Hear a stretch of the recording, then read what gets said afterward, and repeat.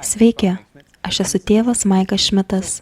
Daugelis žmonių manęs klausia, kas yra nuodėmė, kas nulemia nuodėmę. Juk kartais galime sakyti, juk niekas nuo to nenukentės. Juk atrodo, kad kai kurios nuodėmės nieko net nepaveikia. Tai puikus klausimas. Manau, kad dažnai į gerą ir blogą žiūrime kaip į tarpusavyje kovojančias jėgas. Štai gėris, štai blogis. Ir jie tiesiog kovoja tarpusavyje. Kartais tokiu būdu tai ir priimame. Tačiau senais laikais šventas Augustinas, 4-5 amžiaus šventasis, priėjo tokios išvados, jog blogis savaime yra niekas. Tai arba kažko nebuvimas, arba kažko iškraipymas. Taigi egzistuoja tik gėris. Gėris, tiesa, grožis. Tai yra dalykai, kurie egzistuoja. Blogis visada bus gėrio nebuvimas arba iškraipymas. Sąmoningas tyčinis gėrio iškraipymas. Paimkime kaip pavyzdį aklumą. Turime regėjimą, kuris yra gėris. Aklumas yra tiesiog to gėrio nebuvimas. Arba turime gėrio iškraipymą. Pavyzdžiui, komunikacija.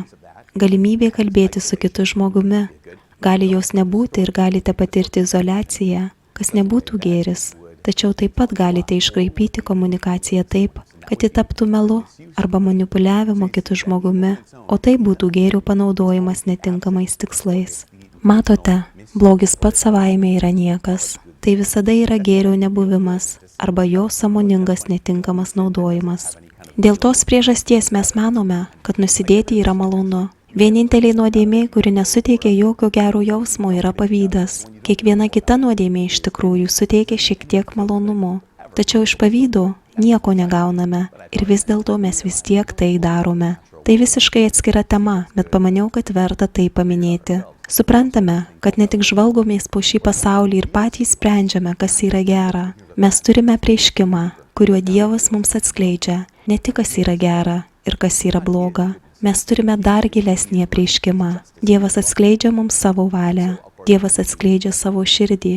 Dievas yra gėris. Jis yra tiesa, grožis, gailestingumas, teisingumas. Jis yra meilė. Taigi natūralu, kad jei tų dalykų neturime arba juos sąmoningai pažeidžiame, mes nusidedame. Tačiau pats galingiausias dalykas yra tas, kai Dievas atskleidžia savo valią, kai Jis atskleidžia savo širdį. Tuomet staiga nuodėmė tampa ne tik taisykliais ar įsakymo laužymu, staiga ji tampa nepaprastai asmeniniu dalyku. Visiems mums yra tekę netyčia įskaudinti savo draugą, arba mūsų draugas netyčia įskaudino mus. Taip, buvo tikrai skaudu, bet jei suprantame, kad tai buvo tik atsitiktinumas, tada mums skaudu, tačiau santykiai vis dar išlieka. Tas pats principas galioja ir Dievui.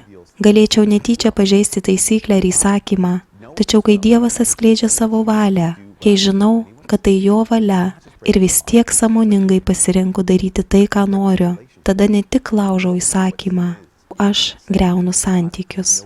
Nes galiausiai nuodėmė yra pasakymas, Dieve, aš žinau, ko tu nori, man nesvarbu, aš noriu to, ko noriu aš. Dienos pabaigoje būtent tai ir yra nuodėmė. Tai nėra atsitiktinumas, tai nėra klaida, tai ne tik taisyklės laužymas, tai yra Dieve. Aš žinau, ko tu nori, man nesvarbu, aš noriu to, ko noriu aš. Arba netgi taip, Dieve, aš žinau, ko tu nori ir man tai labai rūpi, bet žinai, kas man rūpi labiau? Aš noriu to, ko noriu aš. Štai kodėl priešingybė nuodėmei atgaila tai panaikina. Atgaila nėra tik pasakymas, o man labai gaila. Arba Dieve, aš jaučiuosi labai blogai. Ne, tai net nėra blogas jausmas. Atgaila nėra tas pats, kas apgailestavimas. Judas apgailestavo dėl to, ką padarė. Petras taip pat apgailestavo dėl to, ką padarė. Tačiau tik vienas iš jų atgailavo, nes atgaila yra, Dieve, aš žinau, ko tu norėjai ir aš žinau, kad pasirinkau ne tai.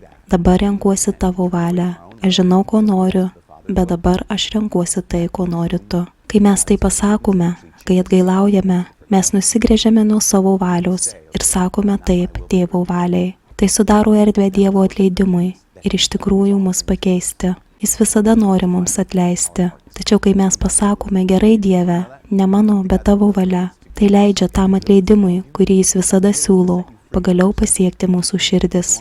Dievo valia yra mums atleisti, suteikti mums gailestingumą. Dievo valia yra mus mylėti ir mus išlaisvinti iš mūsų nuodėmių. Kol aš sakau ne, tesipildo mano valia, o ne tavo. Aš neleidžiu jam man atleisti. Patirkime tą atleidimą, išpažinkime savo nuodėmes ir leiskime jam suteikti mums gailestingumą, kurį jis nori mums suteikti. Nes būtent tai ir sakome eidami išpažinties. Dieve, aš žinau, ko tu nori. Tu nori man suteikti gailestingumą ir aš tai priimu. Ir tai yra mūsų su Dievu santykių atkūrimo pradžia. Tačiau kai kam nors atleidžiame, tai automatiškai neatkuria santykių.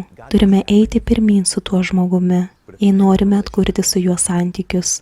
Dievas gali pasakyti, aš tau atleidžiu, bet jei norime turėti su juo santykius, tai reiškia, kad turime eiti pirmyn su juo, kaip Dievo tėvo sūnus ar dukra, kuriems buvo atleista eiti pirmyn su Dievu šalia mūsų.